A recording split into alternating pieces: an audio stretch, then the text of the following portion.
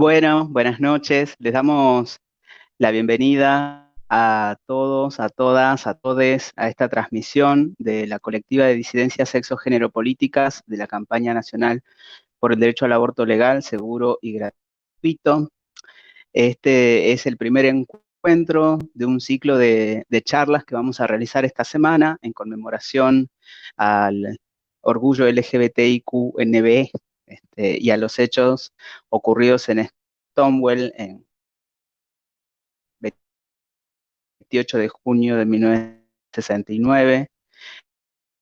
La idea de esta serie de vivos es conversar con algunos compañeros, compañeras y compañeros que nos resultan fundamentales incorporar en estas discusiones por la legalización del aborto.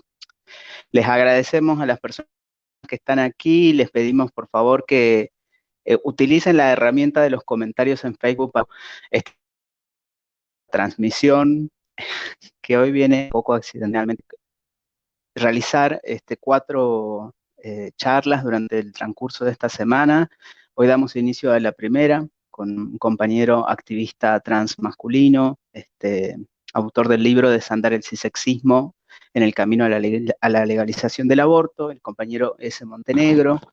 Mañana vamos a tener a la compañera Carla Morales Ríos, que es activista trans y artista de la provincia de Salta. Ella nos va a estar acompañando también y contándonos algunas cosas de su experiencia y de su práctica militante.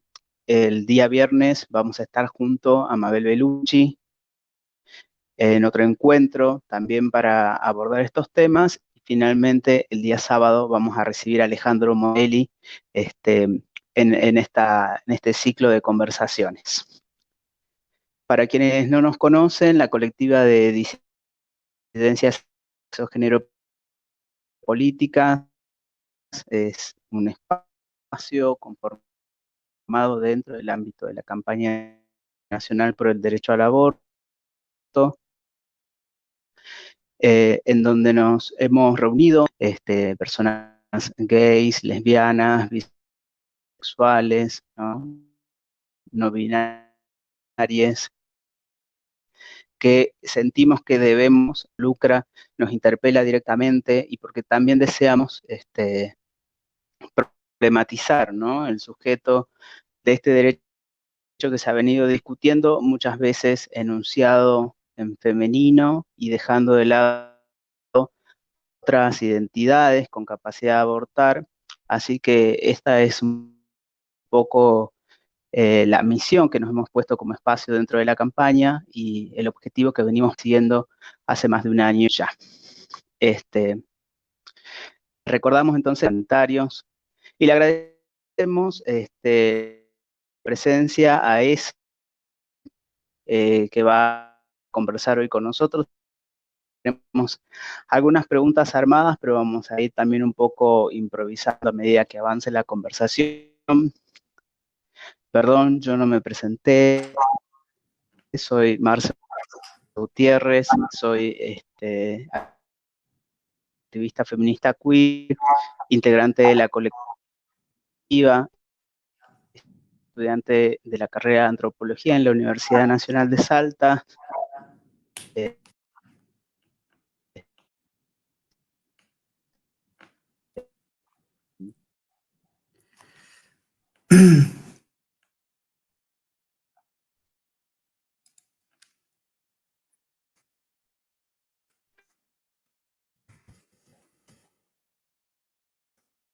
bueno,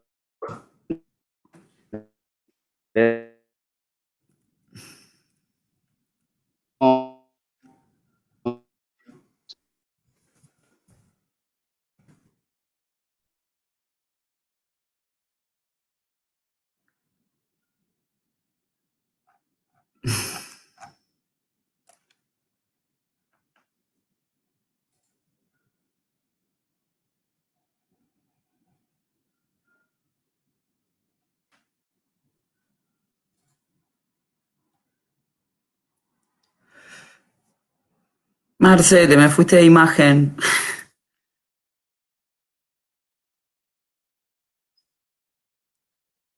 Ay, vamos por WhatsApp.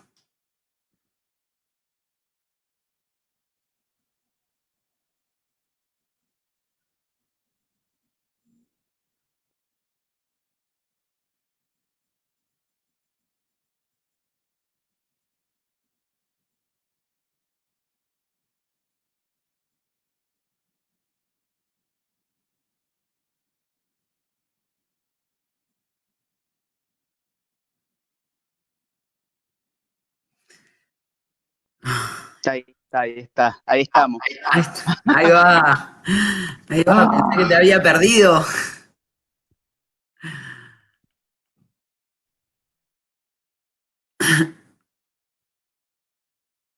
No, por Dios, bueno, ahí estamos, ahí estamos.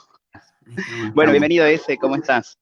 Bueno, buenas noches. Muy bien y muy agradecido por la invitación de la colectiva. La verdad que me parece muy importante estos diálogos que dan cuenta de un recorrido feminista y LGBT que siempre ha ido en paralelo y sosteniendo acuerdos y profundizando en las diferencias para, nada, para poder construir mejores horizontes políticos, ¿no? Entonces, como celebro mucho esta invitación y este espacio que nada, entiendo, intenta ser reflexivo y compartir algunos puntos sobre un tema tan importante como es la legalización del aborto, ¿no? Y las perspectivas que deberíamos tener a la hora de discutir estos derechos sobre las autonomías. Exactamente, sí, sí, sí. Y nos parecía que toda esta fecha, en torno al 28 de junio, era súper importante volver sobre esta conversación y recuperar este, la importancia que han tenido las militancias sexo-disidentes en todas las disputas que se han venido dando, tanto en las disputas antirracistas, feministas, decoloniales, ¿no? Nos parecía como súper importante recuperar todo eso. Y bueno, nos parecía también importante tener tu palabra acá y que nos comentes un poco, ¿no? ¿Cómo te referenciás vos en esta experiencia de Stonewall y también qué otros eventos, ¿no? Dentro de la genealogía de nuestro movimiento te parece que son dignos de ser recuperados y de tener en cuenta actualmente, ¿no? Sí, la verdad es que me parece que dentro de esa genealogía, en lo personal, lo que me toca es, bueno, haber tenido un recorrido alrededor de la militancia, en principio lesbiana, antes de comenzar mi transición hace ya un par de años. Milité siempre dentro del lesbianismo, eso obviamente me puso en relación directa con los feminismos. Y en paralelo los iba dando también una experiencia personal que, bueno, que es de formación sindical. Yo trabajé 12 años, hasta hace un año y medio más o menos, en una fábrica, así que fui delegado gremial muchos años y bueno, también después me tocó ser un poco dirigente dentro del gremio y esas experiencias de organización colectivas y bueno, esos imaginarios de lucha compartida. Nada, me trajeron hasta acá. Mi relación con Stonewall yo diría que tiene que ver precisamente con esa militancia alrededor de los movimientos LGBT en particular, que claramente, insisto, están siempre en diálogo con otros movimientos sociales, ¿no? Como decías vos, como los movimientos migrantes, los movimientos decoloniales y las diferentes luchas que nos encuentran, pero que al encontrarnos no necesariamente tienen que borrar nuestra identidad. Digo, para mí una de las cosas ricas de la interseccionalidad es eso, ¿no? Como poder pensar un mismo conflicto desde diferentes dimensiones, desde diferentes experiencias. Y en ese sentido creo que, bueno, que Stonewall fue un punto de partida, pero que ha tomado características muy diferentes. Creo que los movimientos LGBT latinoamericanos y en particular el argentino tienen características muy diferentes a ese 1969, que si bien estaba y fue propulsado por compañeras travestis y trans, migrantes, eh, tiene otras características, ¿no? En nuestra época, digo, y en nuestras agendas se inscriben de otras formas. Para mí, después de la vuelta de la democracia, hubo una serie de luchas de los movimientos LGBT que hablan de otras genealogías. Por un lado, la puja por las compañeras travestis y trans para ingresar a los encuentros, digo, para ser parte de los feminismos, pero para luego integrarse a los encuentros que hoy por suerte logramos que sean plurinacionales, de mujeres lesbianas, travestis, trans, bisexuales, no binarias e intersex, y se seguirán agregando categorías y está bien, porque lo que no se nombra no Ujú. existe, así que es muy piola. Digo, por otro lado, también a la vuelta de la democracia, la lucha contra los edictos policiales, ¿no? Como con terminar con esa criminalización que hubo alrededor de los cuerpos trans y travestis y LGBT en general, que son políticas de la dictadura, y ya más entrada a la democracia, bueno, las luchas que hemos dado alrededor de matrimonio igualitario, ley de identidad de género, ley de fertilización asistida, aborto legal, seguro y gratuito.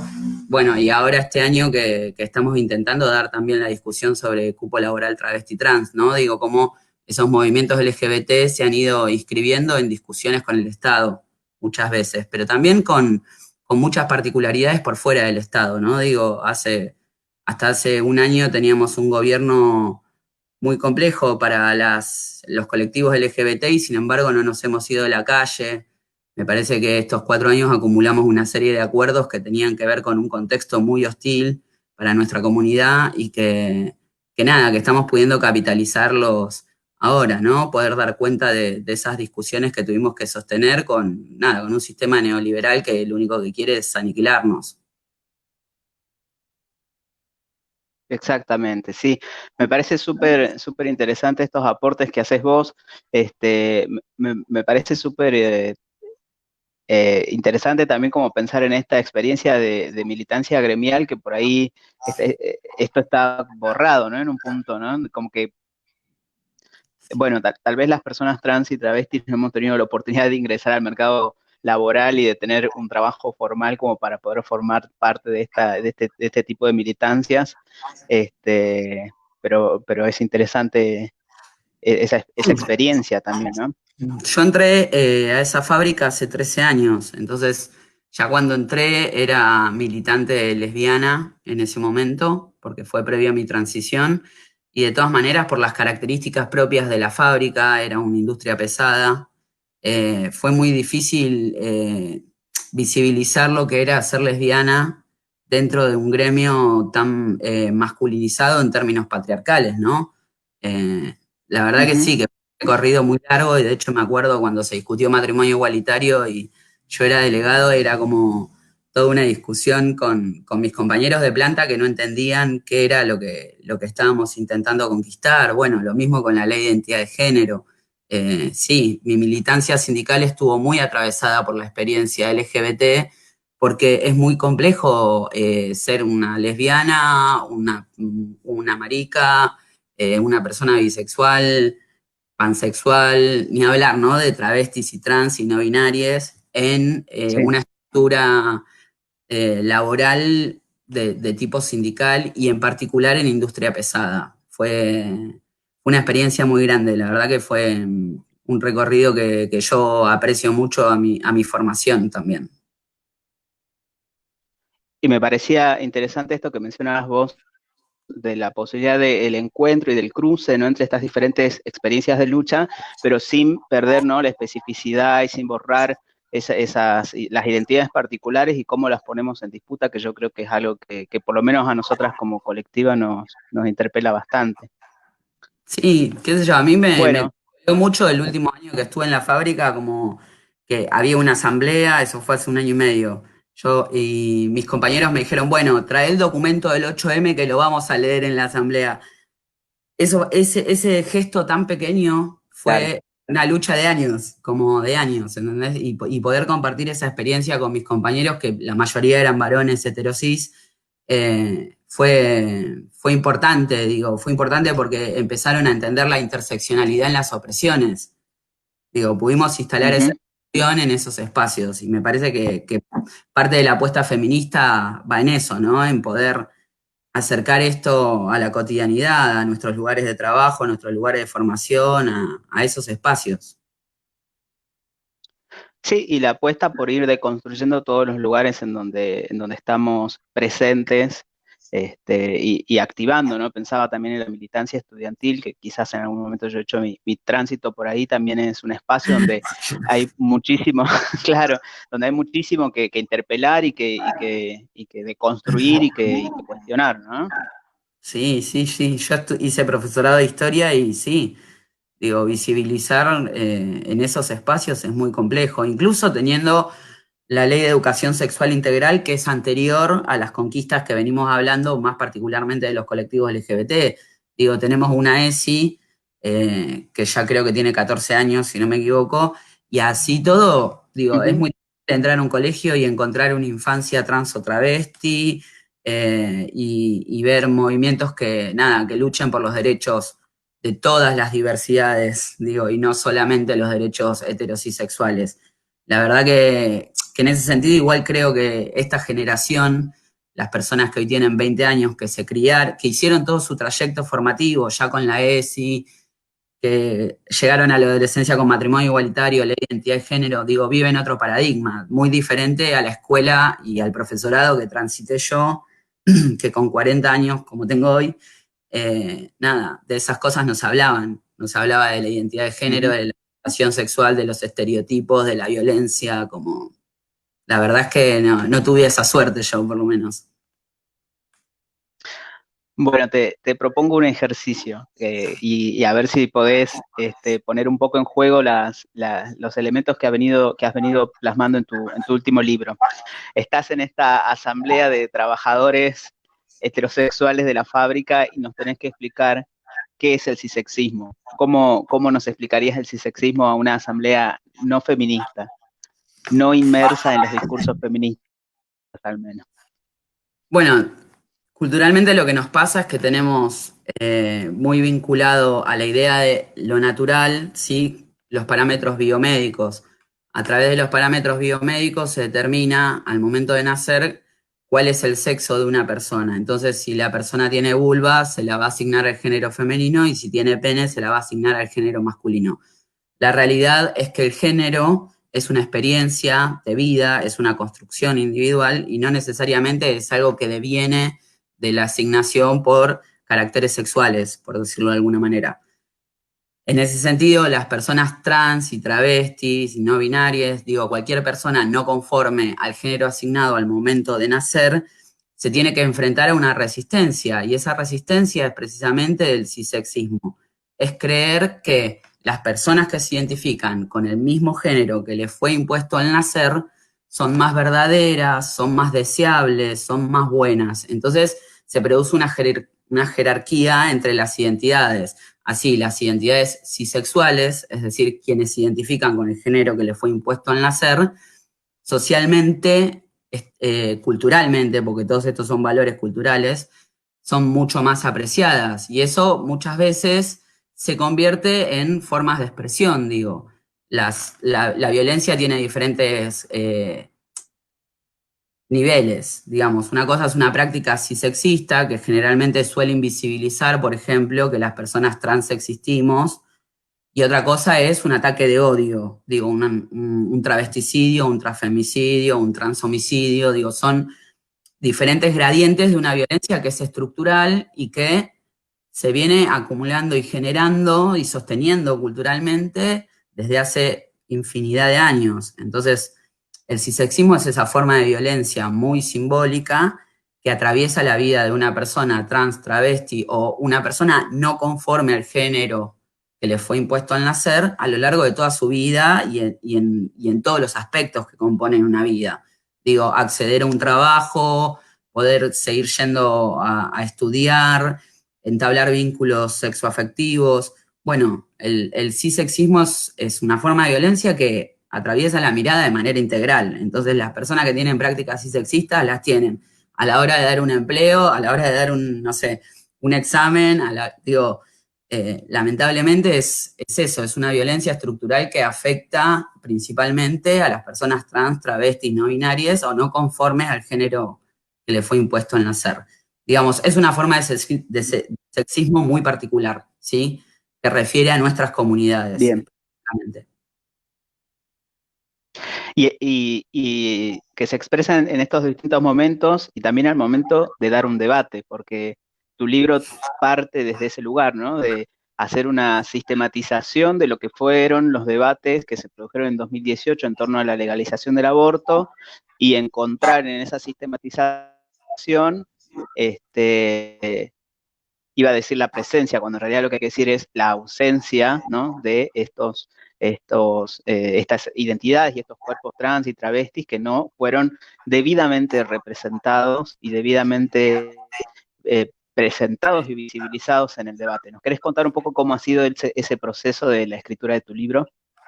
Bueno, yo digo, es la segunda vez que me hacen una pregunta de este estilo y no tengo una respuesta muy políticamente correcta. La realidad, lo que me pasó, yo en ese momento estaba en la fábrica y tenía la posibilidad de ir viendo las audiencias en vivo que se transmitieron por los canales de la legislatura. Y lo que veía todo el tiempo era que aparecían expositoras y expositores cisexuales, es decir, personas que se identifican con el mismo género que les fue impuesto al nacer, hablando sobre el derecho al aborto y hablando describiendo como sujeto de derecho únicamente a las mujeres. A las mujeres cis, que eso no se aclara, ¿no? Porque también ahí se produce un borramiento o una invisibilidad sobre las mujeres trans, por ejemplo, porque cuando decimos el aborto es un tema de mujeres, bueno, el aborto es un tema de las mujeres que Claro. tienen capacidad de gestar, digamos. No todas las mujeres cis tienen capacidad de gestar y las mujeres trans son mujeres y no tienen capacidad de gestar, a la vez que borran las experiencias trans masculinas, ¿sí? ¿En qué me baso para decir esto? Bueno, en las audiencias públicas por el derecho al aborto hubo 847 ponencias en total, entre las dos cámaras, entre diputados y senadores. De esas 847, solamente 4 personas del colectivo travesti trans pudieron participar de la toma de la palabra, ¿sí? Y de esas 4 personas que se pudieron presentar, solamente 2 eran varones trans. O sea, esto da cuenta de que incluso a la hora de pensar la ciudadanía y quién toma la palabra en representación de esa ciudadanía, las experiencias del colectivo transmasculino en particular, que es con el que me represento y por el cual me habilito a hablar, se encuentran totalmente borradas. Entonces, cuando un varón trans tiene que acceder a la ILE, ponele, que en este caso sería legal, digo, por causales legalmente asistidos, también es un conflicto, digo, ser un tipo que tiene barba, ir a pedir un aborto, digo, ni siquiera ir a pedir, ir a un centro. Una atención ginecológica en sí, digamos, ya es un Tal problema. cual, tal cual. Y eso tiene que ver precisamente con que muchas veces los profesionales de la salud, los y las y les profesionales de la salud, no tienen una perspectiva de género. Incluso digo, al día de hoy a nivel global estamos luchando para que la OMC saque a la identidad trans dentro del manual de las patologías. Entonces, si el organismo mundial que regula los parámetros y los cánones de lo que es la salud y la enfermedad tiene una lista, imagínate cuando vas a esto, a cualquier dispositivo, a cualquier hospital, digo, no saben cómo asistir a nuestros cuerpos, a nuestras prácticas sexuales, a nuestra identidad, o sea, como hay un desconocimiento que se traduce necesariamente en una violencia y que pone en riesgo nuestra vida, porque no sé, la otra vez hablando con un grupo de compañeros, les decía, les pregunté como, che, ¿a cuántos de ustedes les dijeron que cuando arrancás con un tratamiento de reversión hormonal de testosterona, eso no implica un método anticonceptivo? A más de la mitad de las personas no se lo habían dicho. Entonces, por ahí, arrancás con la testo, dejaste de menstruar y de todas maneras podés tener un embarazo. O sea, no es que no lo podés tener. Los médicos no te dan esa información porque esa información no la tienen muchas veces. Digo, no estoy dudando de la buena o la mala fe. No estamos hablando de si son buena leche o no son buena leche. Estamos hablando de que directamente no circular esa información es poner en riesgo nuestra vida, porque después ese embarazo puede venir en un aborto, o sea, desear abortar, y de nuevo vas a un dispositivo que no sabe cómo atender a una persona que está en un tratamiento de reversión hormonal. Y eso es peligroso, eso es muy peligroso, eso pone en riesgo nuestra vida, digo. Y lamentablemente de eso no se habla. Entonces, cuando otra de las cosas que me parecía como muy crítica durante las audiencias públicas por el aborto fue que solamente el 17% de las personas que expusieron nombraban a otras personas con capacidad de gestar como sujetos de derecho. O sea que para el 83% Ujú. de la gente que pasó ahí, solo las mujeres cis abortan. Eso también es un riesgo, digo, y ahí pasaron funcionarios, profesionales de la salud, activistas, compañeros, compañeras, compañeres, digo, y eso quedó absolutamente borrado. Y lamentablemente cuando discutimos un derecho, también discutimos quién es el sujeto de ese derecho. O sea, no es un derecho en vacío, estás determinando quién es el sujeto. Entonces, si solo nombras a las mujeres, mañana cae un varón trans en un dispositivo a pedir un aborto y la va a pasar súper mal. No, o sea, no hay manera de que sea bien asistido. Es muy complejo y esto necesitamos que se visibilice porque, de nuevo, seguimos en el debate por este derecho a la autonomía. O sea, tenemos que compartir esta discusión, tenemos que hacernos cargo de lo que sucede cuando nosotros mismos estamos recortando un sujeto de derecho.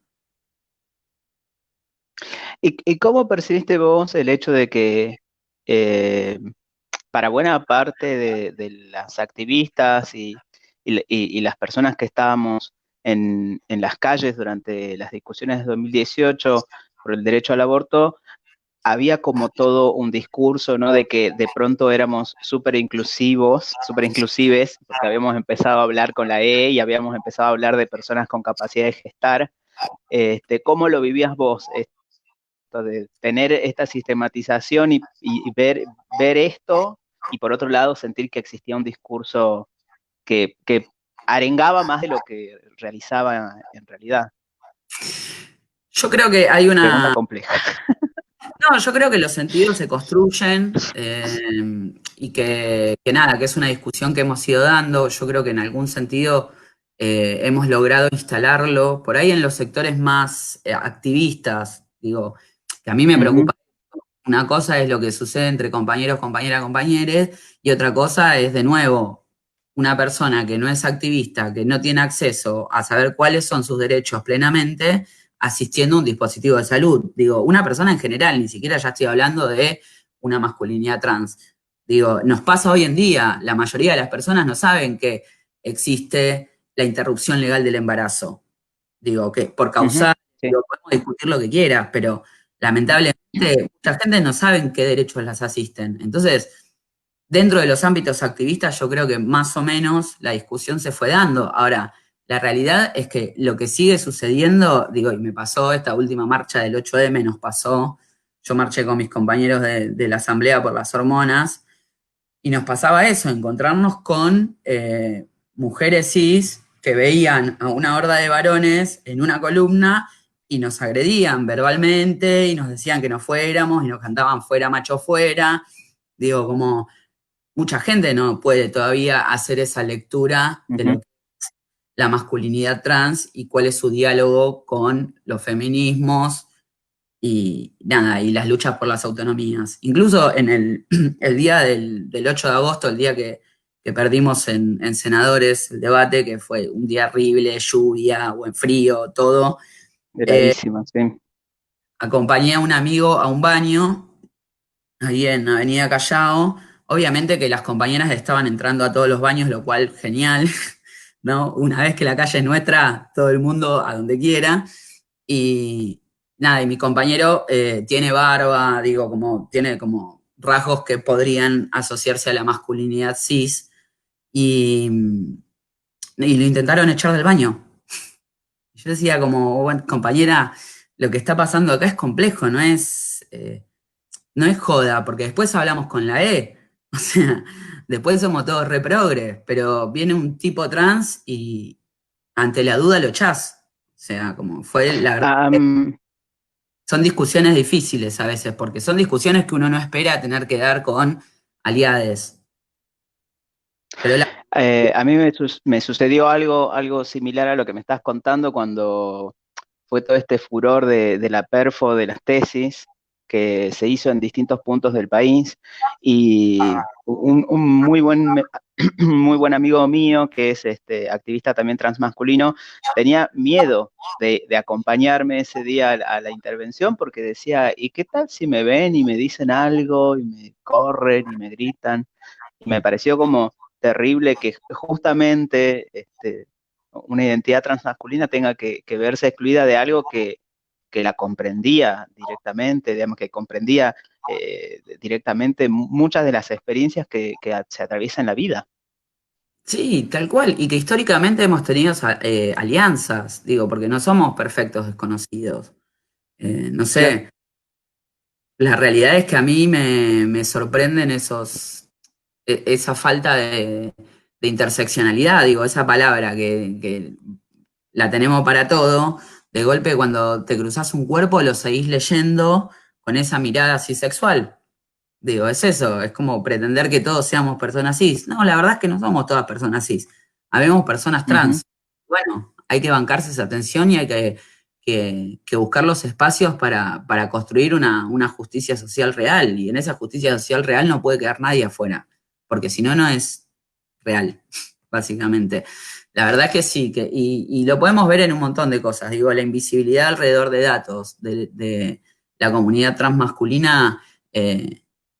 Es grande, es grande. Los ataques de odio contra los varones trans, los intentos de violación correctiva, como cuesta un montón visibilizar ese tipo de violencias, qué sé yo, desde cosas más simbólicas, desde que no respeten tu identidad en la facultad, tu trabajo, o lo que fuere, a violencias mucho más estructurales que pueden terminar en un transhomicidio, en un crimen de odio. Cuando sos un varón trans cuesta muchísimo más construir esos puentes de solidaridad y o sororidad, o la palabra que queramos, entre los feminismos y los movimientos LGBT. La realidad es que sí, que nos cuesta mucho sostener eso. Y bueno, y en eso estamos, ¿viste? Como en esa búsqueda estamos. Yo creo que un poco avanzamos, pero que todavía nos falta un montón. Bien, mencionaste en tu relato la experiencia de la asamblea de personas trans y personas no binarias por la cuestión de las hormonizaciones. ¿Nos puedes Ujú. contar un poco cómo avanzaba esa situación de la carestía total que había durante el macrismo a la actualidad? ¿Qué cosas han continuado? ¿Qué cosas se han modificado? Y particularmente, ¿cómo es esa situación en este contexto de pandemia? Objetivamente, bueno, sí, para mí, y esto es una opinión personal, no es una opinión de la Asamblea, ¿sí? En esto siempre intento ser responsable porque tenemos acuerdos y me parece importante respetar esos acuerdos. Es un espacio horizontal y muy heterogéneo y fue autoconvocado y la idea es defender el derecho a la salud integral, que no solo lo tenemos garantizado por la Ley de Identidad de Género, sino que es un derecho humano.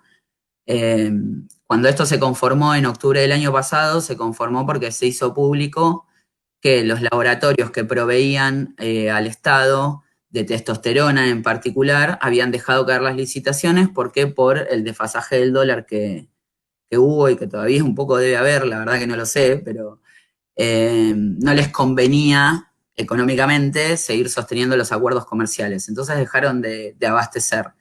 Ahí empezamos una lucha, nos autoorganizamos, dialogar con el gobierno anterior fue prácticamente imposible.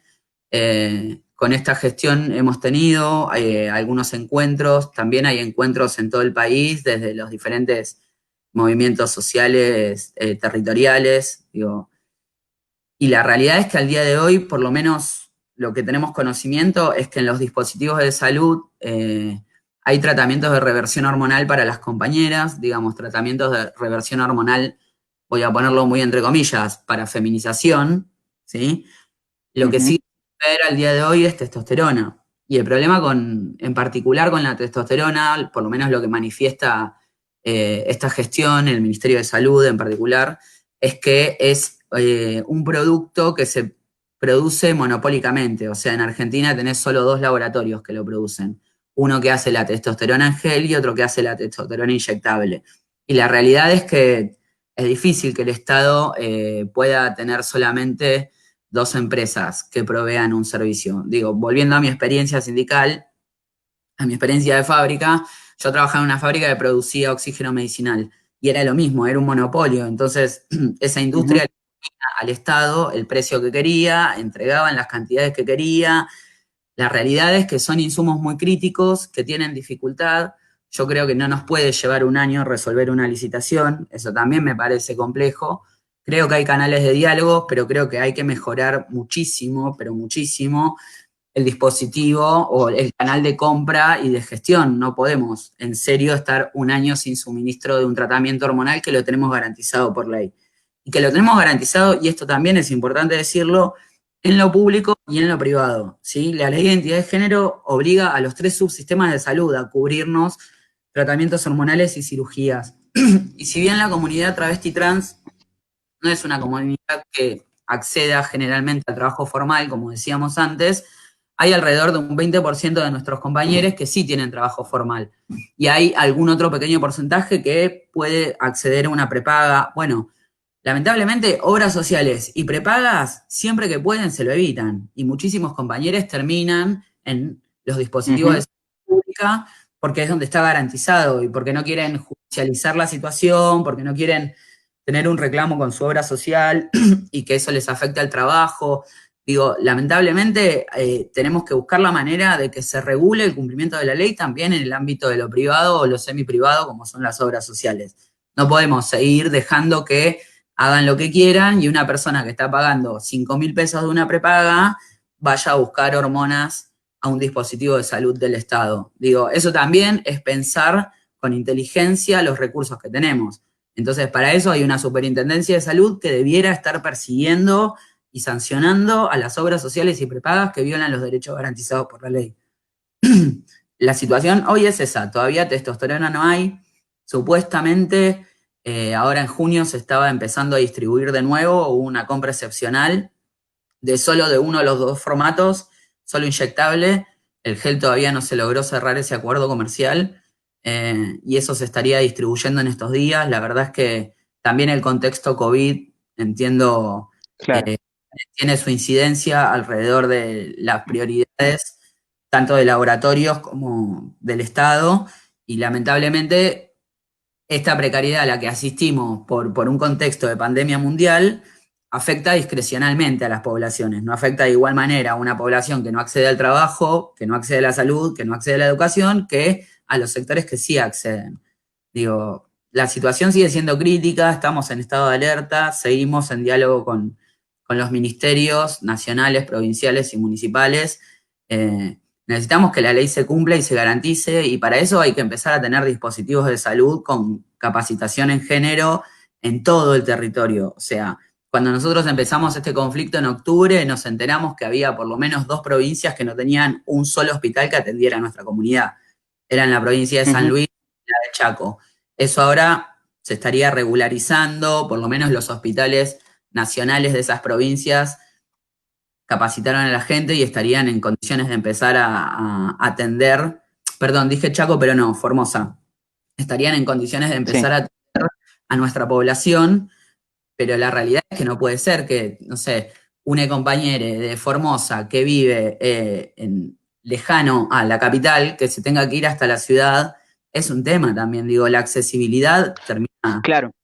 funcionando como una barrera Hay, muchas veces. hay- hay provincias donde tenemos un solo servicio, que es el caso de Salta. Hay un solo servicio, una sola profesional, y eso dificulta muchísimo la atención. Y Salta es un territorio lo suficientemente vasto y con muchos kilómetros de punta a punta que, bueno, yo en particular, que mi trabajo de tesis y mi investigación está centrada en las mujeres de los espacios no metropolitanos, las mujeres trans de los espacios no metropolitanos, el acceso a hormonas es imposible, y Sí, menos aún a intervenciones, sí, completamente bueno, el imposible. tema de las intervenciones ni hablar. Digo, porque, no sé, ponele, yo me hice la matectomía cuando todavía tenía trabajo formal y lo hice a través de mi obra social, pero no Ujú. implicaba ponerme una prótesis. Yo entiendo que las compañeras cuando quieren acceder a una prótesis o los compañeros cuando quieren acceder a algún tipo de cirugía que implica algún insumo en particular, tienen 1000 barreras en el Estado y en lo privado, pero también tenemos muchas cuestiones que tienen que ver con la salud integral y no son solo las hormonas. Digo, las Claro, compañías sí. que han inyectado silicona durante años dentro de los circuitos clandestinos, por decirlo de alguna manera, y que hoy tienen desplazamiento de esa silicona. Bueno, no hay protocolos y no hay formación profesional para analizar la extracción de ese producto que está dando vueltas en los cuerpos de las compañeras y que produce dolores terribles. Bueno, cuando hablamos de salud integral, hablamos de eso también. O sea, hablamos de aborto, hablamos de Claro. acceso cirugías, hablamos de hormonas, hablamos del trato digno por sobre todas las cosas. Digo, como entrar a un dispositivo de salud y que no nos miren como bichos raros, que no nos traten mal, porque además, en mi experiencia por lo menos, lo que a mí me pasó cuando empecé con las hormonas es que encontré un dispositivo amigable, digo, lo pongo así muy entre comillas porque es como se denominó inicialmente este tipo de dispositivos donde había profesionales. Entré ahí y sí, accedí a las hormonas, pero también accedí a testeos de ITS, a testeos ginecológicos, a controles de nada, de colesterol, de un montón de cosas. Entonces, termina funcionando como una puerta de entrada ir a buscar la hormona, porque después lo que haces es acceder a una salud más integral y queremos que esa salud sea cada vez más integral, que no aplique solo al tratamiento hormonal, que realmente sea extensivo y modifique nuestras condiciones de vida, que son estructurales, no se reducen a acceder o no a una hormona. Acceder o no a una hormona es un derecho Hormonas, exactamente. y tienen que cumplirlo. Ahora, queremos salud integral, queremos trato digno, queremos conocer los dispositivos de salud donde ir por diferentes dificultades y que se nos trate dignamente. O sea, no estamos pidiendo nada fuera de lo normal. Pero la realidad es que la mayoría de los profesionales no están formados con perspectiva de género.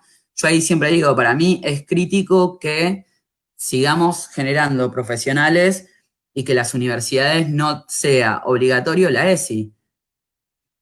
¿Cómo puede ser que un médico no tenga una perspectiva de género? O sea, la necesitamos que la ESI también llegue a las universidades y que se cumpla con ese derecho, porque lamentablemente un médico sin perspectiva de género es una persona que pone en riesgo la vida de una población también. Ahí te propongo un segundo ejercicio. Dale.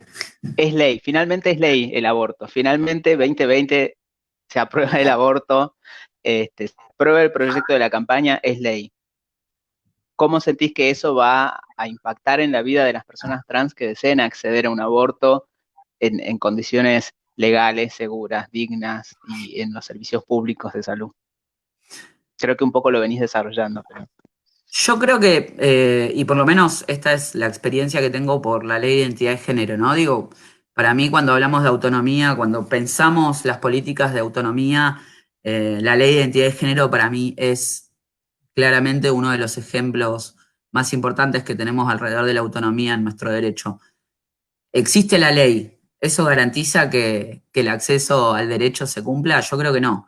Yo creo que los militantes vamos a tener ujú. que luchar mucho alrededor del cumplimiento de la ley. Digo, y vos que estás en Salta lo debes saber mejor que yo, porque nada, acá en Capital ya tenemos como identificados los hospitales que son más o menos piola y que no te van a hacer problema y que nada, si hay que llevar un amigo, una amiga a hacerse un aborto, sabemos dónde ir, tenemos redes de contención, pero digo, salís de las grandes ciudades y vamos a tener que militar un montón, por más que sea ley.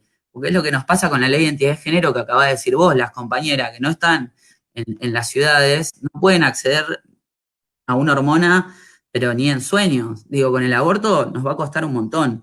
Y después en particular nos va a costar esto, romper el paradigma de que es un derecho de mujeres. Digo, esto sin invisibilizar la lucha de los feminismos, ¿no? Digo, esto no es en contra de la identidad mujer porque no pasa por ahí, sino por hablemos de todo porque si no hay cuerpos que siguen valiendo menos y que están en riesgo cada vez que entran a un dispositivo de salud.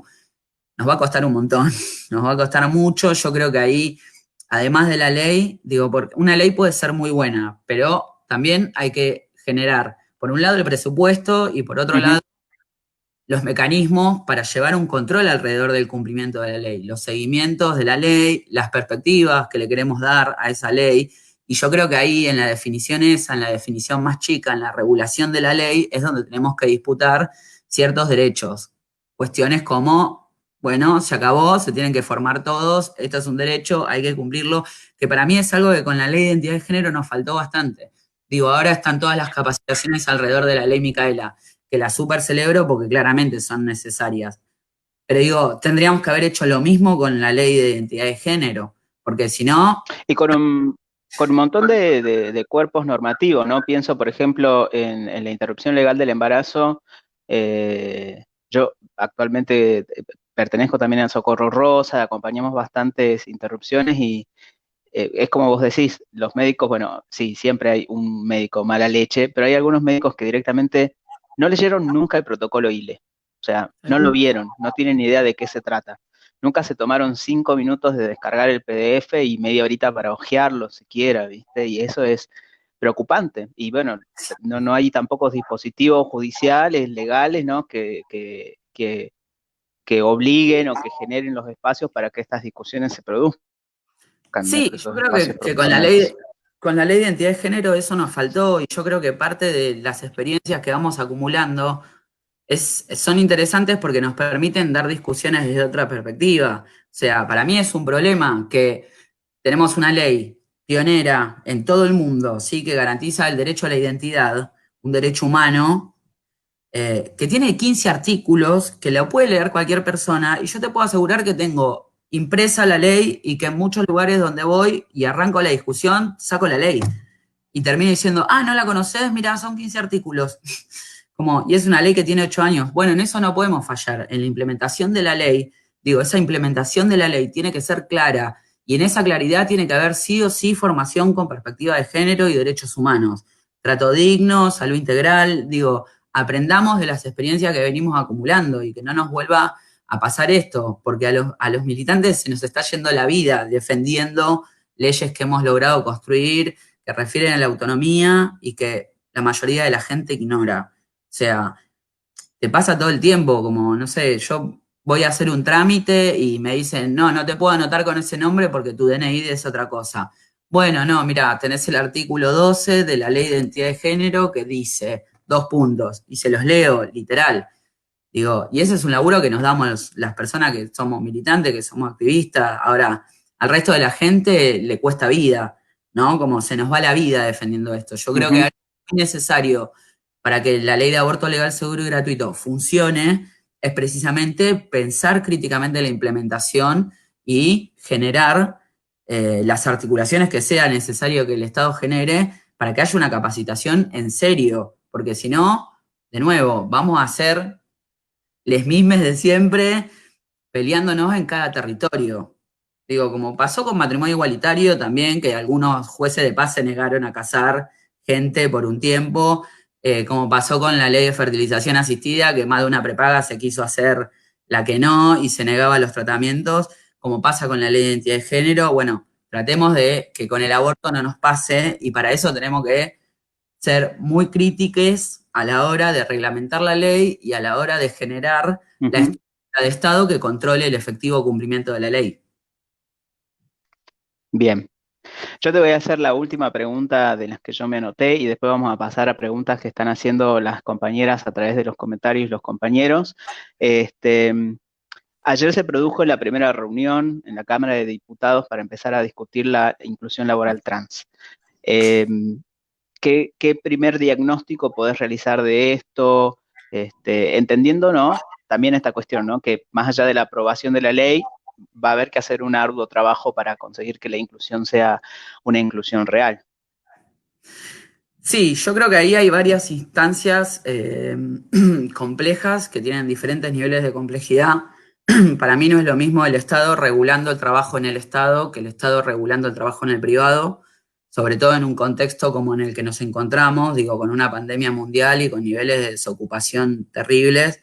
Me parece que tenemos que poder distinguir de lo que sería una ley ideal, de lo que sería una ley realizable, digo, para poder ser mucho más efectives y que esa ley modifique las condiciones de vida de nuestra población, porque es lo que necesitamos y es por lo que estamos luchando. Hay 9 proyectos, si mal no recuerdo. Eh, Creo que en líneas generales hay bastante consenso en que necesitamos que esta política propositiva o positiva eh, se conquiste de una buena vez porque es un hecho tangible que las personas travestis y trans no accedemos al trabajo formal por esto que hablábamos antes, ¿no? Del cisexismo, del transodio, de las diferentes formas de violencia que culturalmente están instaladas y que todavía no hemos logrado modificar. Entonces, ahí el Estado tiene que dar una respuesta. Tiene que dar una respuesta primero porque, digo, podemos discutir, ¿no? Si el trabajo es digno, o sea, si el trabajo dignifica, si todo Sí, es de trabajar, digo, esa para mí es otra discusión. Ahora, en el sistema capitalista todos necesitamos trabajar. Genial.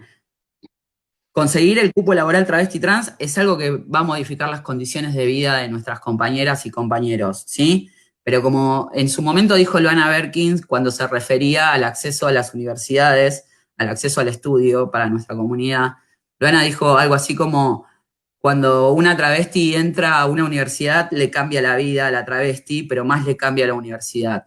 Yo creo que con el trabajo Ujú, pasa exactamente lo mismo. Cuando las personas travestis y trans entremos al Estado, vamos a transformar el Estado y vamos a poder empezar a hablar de horizontes más amplios alrededor de lo que es el género. Porque durante mucho tiempo tuvimos la fantasía de que el género era solo mujer heterosis. Digo, no, cuando hablamos de género hablamos de la ujú. diversidad de los que existen. Y necesitamos que esas perspectivas sean parte de el Estado que piensa políticas, que organiza vidas y que las concreta. Entonces, es una herramienta indispensable para nuestro colectivo, pero también es una deuda del Estado para mejorar el Estado en sí, digamos. Yo insisto, para mí, de los proyectos, primero por una cuestión de historicidad y por una cuestión de referencia territorial, yo me crié en La Matanza, en La Ferrere en particular. Uno de los proyectos que siempre seguí fue el proyecto de Diana, que se consiguió en provincia de Buenos Aires y que ahora Ujú. intentamos que sea una ley nacional. Yo, en lo personal, digo, si tuviera que elegir un proyecto, elijo ese. Ahora, lo que sí entiendo es que vamos a tener que construir consensos y que tenemos que ver cuáles son esos consensos para conseguir la mejor ley posible, ¿sí? Porque lo que necesitamos ahora es que cambien las condiciones materiales y para eso necesitamos acceder al trabajo y como decíamos antes, necesitamos acceder a la salud y como decíamos, necesitamos acceder. Y eso el Estado no puede seguir omitiéndolo, porque esa omisión lo único que genera es más violencia y es lo que se traduce en las diferentes formas de disciplinamiento y de desaparición o borramiento de las identidades de una sociedad. Entonces ahí nos tenemos que como poner la cabeza fría, construir la mejor ley posible, que no nos pase lo que nos pasó el año pasado. El año pasado los proyectos llegaron a comisión, consiguieron dictamen en una de las comisiones, pero después no avanzó en la comisión de trabajo. Yo creo que ahora están las condiciones dadas y hay los suficientes consensos como para que avance y se consiga el dictamen. Ayer empezaron las jornadas, fue muy interesante, expusieron un montón de compañeras y el compañero Saiza Cayán. Me parece que ahí hay como mucha militancia y mucha genealogía de nuestras luchas y que es importante que esas voces estén dando esas discusiones. Ahora el 30 va a haber una otra reunión informativa de la que van a participar funcionarios que estarían siendo afectados o sus carteras estarían siendo afectadas por los proyectos. Y el 7 de julio hay otra reunión informativa que se agregó para que participen masculinidades trans y personas no binarias, porque también hay mucha invisibilidad alrededor de lo que es la masculinidad trans, que es esto que hablábamos en Sí. relación al aborto. Bueno, se repite en trabajo, se repite en educación, digo, porque es estructural, y entonces se agregó una jornada en particular para que expongan compañeros transmasculinos y personas no binarias, que serían los sujetos de derecho. Me parece importante, interesante, que prioricemos esas voces, además, que las cuidemos, ¿no? Porque digo, no sé, algo que pasó en el debate por el aborto, para volver a lo que analicé yo con mi libro, es que en el sector que estaban a favor mayoritariamente expusieron feminidades, ¿sí? Creo que fue alrededor de un 35% eran feminidades, no, perdón, un 65-70% fueron feminidades y el resto masculinidades. Ahora, en el sector antiderechos expusieron más varones cis que mujeres cis. Digo, ni hablar de que Ujú. puso ninguna persona trans de quienes se oponían, ¿sí? Pero digo, eso sigue siendo una radiografía de qué pensamos a la hora de discutir derechos. A mí me parece que es muy importante que en esta discusión por el cupo laboral travesti trans, que acompañen todos los movimientos, que acompañen los feminismos, que acompañen el resto de los movimientos LGB, que acompañen, pero que demos la prioridad a quien la tiene. Y me parece que quien la tiene son las compañeras, los compañeros travesti trans no binarias. Digo, y eso es una práctica más feminista. Acompañarte sin tomar la Ujú. palabra muchas veces. Digo, acompañarnos sin pisarnos. Y en particular creo que también estaría bueno que la representación de las identidades trans se produzca también en términos igualitarios, equitativos. ¿no? Yo particularmente soy muy crítica de que muchas veces las compañeras trans hablan en nombre de las identidades trans como si fueran la única identidad trans dentro de ese espectro. Y me parece que ese, de todos modos, es un tema que podemos dejar para otro encuentro, y pasar Sí, yo creo a las yo preguntas. creo que como comunidad nos debemos un montón de discusiones, ¿eh? Y que nos cuesta un montón Sí. construir espacios horizontales donde sostener el diálogo. Y creo que es un ejercicio que tenemos que hacer a diario, poder sostener los espacios, porque nada, porque no nos permitieron pensar la política. Este es un momento donde Ujú, podemos pensar la política. Nos ha costado vida llegar hasta acá, como no despreciemos esa historia, ujú. ¿no? Seamos... Bueno, pasemos a las preguntas de nuestros ciberespectadores. Ahí va. Una de las preguntas dice, que te la muestro en pantalla: Ajá. ¿qué lugar crees que ocupa la masculinidad trans en la agenda del movimiento, si lo hubiera, LGBTIQ no binario más? Ah, no sé qué se refiere con qué lugar. Me parece que Ujú, si se refiere a visibilidad, históricamente, nada, hay una jerarquización de los cuerpos que son audibles y los que no. Digo, de eso hablan nuestras genealogías muchas veces. Eh, Durante mucho tiempo, los movimientos LGBT han tenido como imagen visible a la masculinidad cis, homosexual, marica, gay, porque ujú, son más asimilables, más aceptables para la sociedad heterosexual. Digo, y eso ha sido una lucha histórica, empezar a decir, bueno, corrámonos, compañeros, que hablen las travestis por las travestis, que hablen los pibes trans por los pibes trans. Me parece que nada, que no son lugares estancos, que son lugares que han ido cambiando y que por suerte logramos, por suerte no digo, nos damos un montón de discusiones, ¿no? Pero logramos en algún momento entender esto, que hable el sujeto de la opresión en sí. Entonces, si está sucediendo algo contra una lesbiana, yo como chabón trans puedo acompañar, pero que hablen las lesbianas. Digo, eso es algo ujú. que incluso en los movimientos LGBT nos ha llevado mucha práctica. Creo que no son lugares móviles, que no son lugares estancos, perdón, que son lugares móviles y que depende mucho de qué es lo que estemos discutiendo. Digo, no, en cupo laboral tienen que estar las personas travestis y trans discutiendo. Y no sé, y si en el juicio por Iggy, por dar un ejemplo de lo que es la agenda lesbofeminista, tienen que estar las compañeras lesbianas en la primera fila, hablando de lo que es esa experiencia. Y no taparnos, no nos hace falta taparnos. Me parece que pudimos Ujú. construir mucho, lo que pudimos conquistar fue entendiendo eso, ¿no? Como respetar el lugar de la palabra de los compañeros. Perfecto. Hay otra pregunta también de nuestro público. ¿Cómo se maneja el cruce? Calculo que hace referencia a la interacción entre hormonas y misoprostol desde la investigación y difusión, si es que lo conoces, digamos, puede ser un tema, me parece que es un tema poco abordado también. La verdad es que yo no lo conozco, no conozco en particular el tema de la testosterona, por ejemplo, que es la hormona que consumo yo, y no hay muchos estudios al Ujú, respecto, un montón conseguir que se... Nada, los estudios generalmente están financiados y a quién le interesa financiar un estudio de una comunidad, ¿no? Pero sí puedo claro. contar una experiencia que me pasó. Una persona muy cercana tiene lupus y nada, por cuestiones propias de esa enfermedad, no podía hacerse un aborto con miso. Y tuvo Ujú, un embarazo ectópico y fue a su prepaga. Fue justo en el momento que se estaba debatiendo de más abortos, fue en 2018 esta situación. Y los médicos estaban, dale que dale, de darle la receta de misoprostol, y esta persona decía, che, si yo, en serio, me hago un aborto medicamentoso, pongo en riesgo mi vida porque tengo lupus y está afectada mi carga hormonal y necesito que por ujú, favor hagan una MEU, una aspiración manual, y se negaban. Digo, imagínate que en el caso de una mujer, esta persona era una mujer heterosexual, que tenía una prepaga además, ¿no? Como que había accedido a la formación, que tenía recursos simbólicos, materiales, teniendo esta discusión con médicos. Mucho peor cuando sos claro. un trans y le decís, che, la verdad que me inyecto testo cada 3 meses, ¿cómo afecta esto? No lo saben. sea, no tienen idea. Es lo que te decía antes.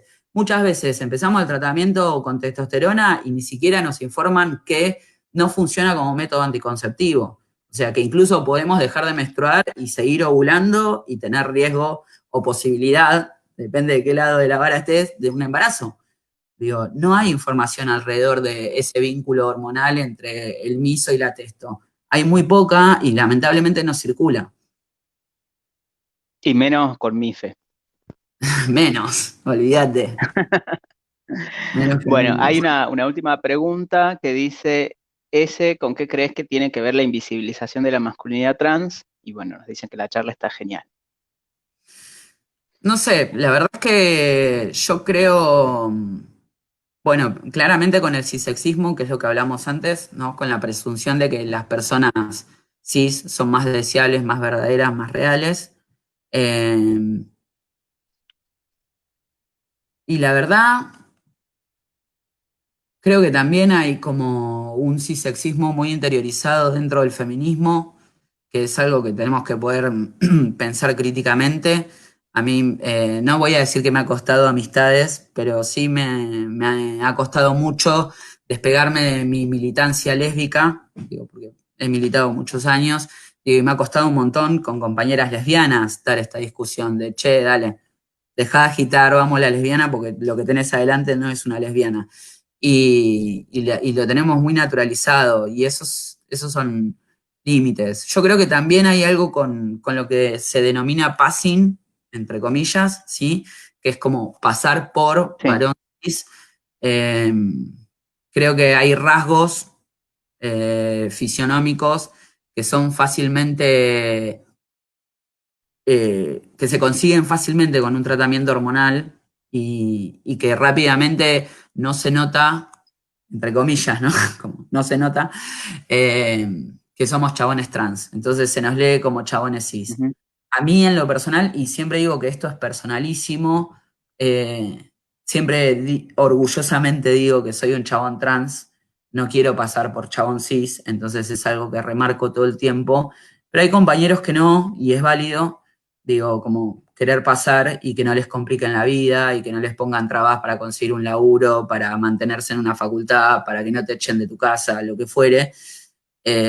Digo, entiendo esa necesidad también de no recibir violencias, pero creo que hay algo ahí que se nos juega rápidamente en la transición a la masculinidad, y es que se pasa, entre comillas, por varón cis con mucha más facilidad que lo que le sucede a las compañeras travestis y trans.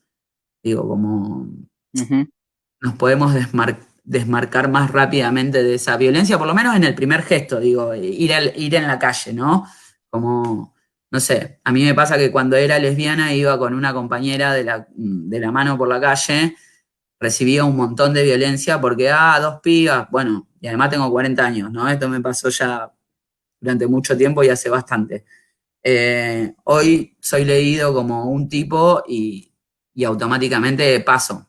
O sea, como, obviamente que soy un tipo que cada dos palabras te dice soy un tipo trans. Entonces termino en conflicto Claro. siempre.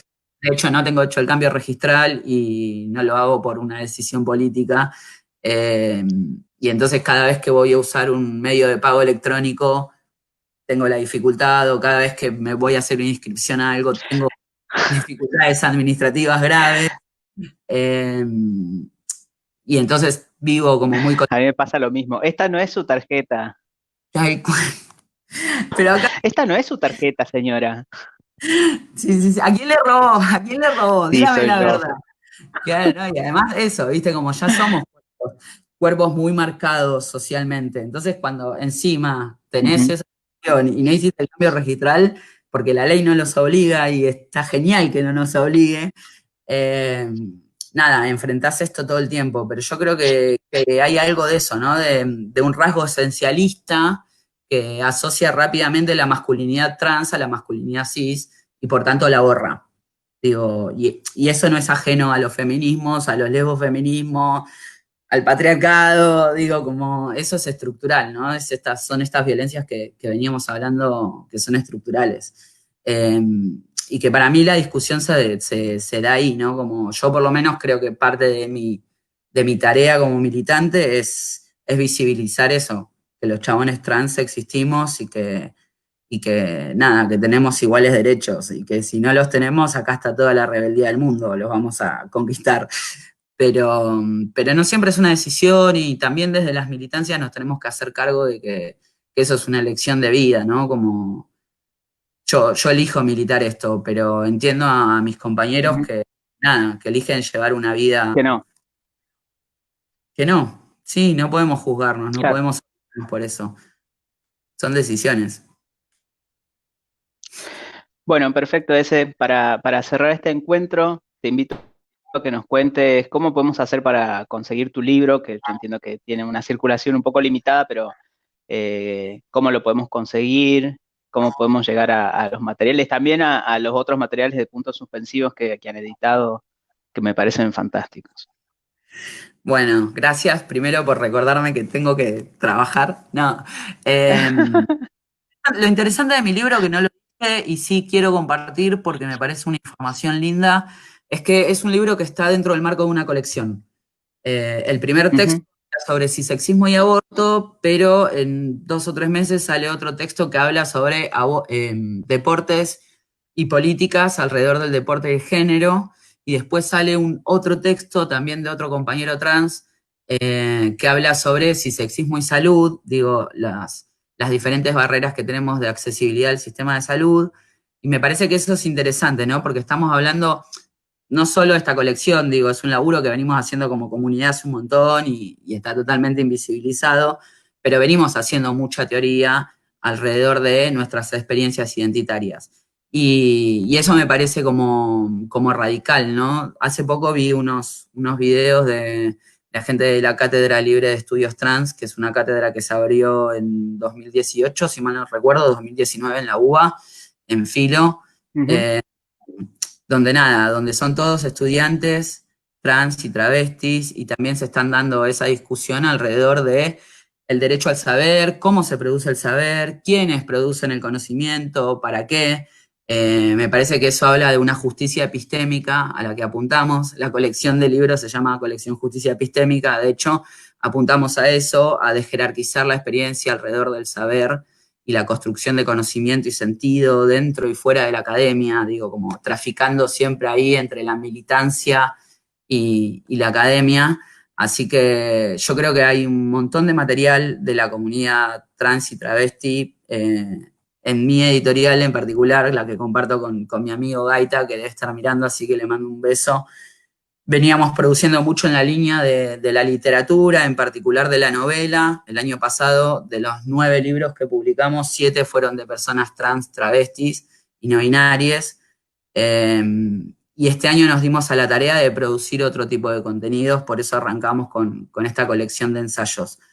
Mi libro lo vamos a estar presentando más o menos en 2 semanas, seguramente sea una presentación virtual, así que voy a estar difundiendo por las redes sociales de la editorial, que se llama Puntos Suspensivos, quienes quieran seguirnos, agradecido. Y después vamos a estar haciendo, el libro va a salir en formato digital y en formato papel para los amantes del papel.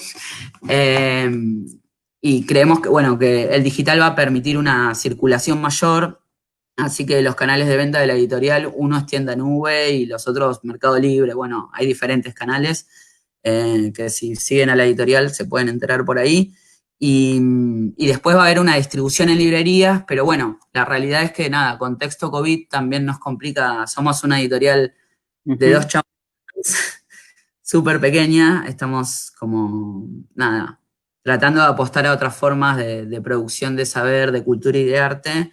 Tenemos esos límites, tenemos muchas ganas de que estos libros lleguen a todos lados, que lleguen a la facultad donde está vos en Salta, que lleguen a los colegios primarios de Uruguay. Como soñamos con eso, pero bueno, es un laburo de hormiga. Así que los canales de distribución los pueden buscar ahí Ujú. en la editorial. Y gracias. Bueno, muchas gracias. No, gracias a vos por hacerme acordar que tengo este libro que vender. Ay, Hay que ay, hacer plata, amigo. ay, sí, Bueno, tenemos amigo, que pagar el alquiler. muchas gracias. Personalmente, un placer haberte conocido. No, no nos conocíamos antes de este encuentro y creo que ha sido fantástico poder conversar así y compartir estas experiencias. Como investigadora y como activista trans también estoy feliz de hacer este contacto. Y bueno, muchísimas gracias por tus palabras, por tu presencia y muchísimas gracias a las casi 70 y pico de personas que han estado acá prestándonos atención durante 1 hora y 10. Así que, bueno, los esperamos mañana a partir de las 8 en la próxima transmisión de la colectiva con Carla Morales Ríos. Y bueno, vayan a las redes de Puntos Suspensivos a conseguir su libro y a acompañar estos proyectos. Bueno, Bueno, gracias, Marce, Eti, no sé si te querés yo te quiero despedir. agradecer a vos especialmente porque, como decís, no nos conocíamos y viste que siempre cuando no nos conocemos es difícil. Y nada, y me sentí muy bien y agradecer de nuevo a la colectiva por este espacio y por estas jornadas de reflexión que están organizando, que son muy necesarias para los movimientos LGBT, para los feminismos y para, nada, para construir estos mundos donde quepamos todos, ¿no? Así que te mando un abrazo grande y fue un gusto para mí participar. Nos vemos. Nos vemos.